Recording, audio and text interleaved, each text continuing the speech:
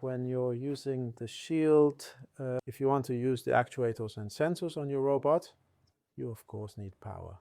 There's a connection point for that. On the side of the shield, you can connect batteries.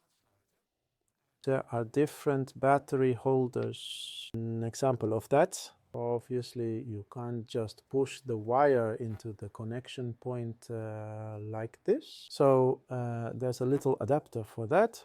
It looks like this. And on that little adapter, there are two screws that you can use to tighten the wires you insert into these holes. You have to make sure to connect the positive and negative wires correctly. There is a small plus and minus sign indicated here. And then the red wire on a battery holder. The red wire is the positive and the black wire is the negative. So you know how to connect the adapter.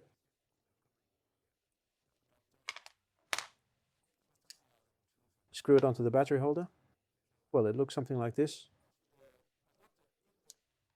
If you plug in the connection point for the batteries, there's voltage on the shield.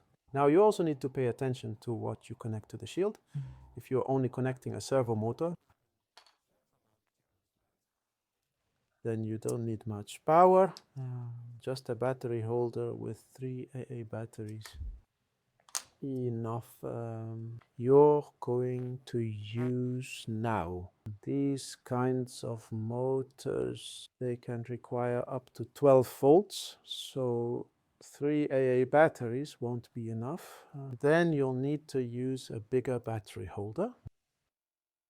For example, this one with 6 AA batteries. So keep that in mind if you want to power your shield.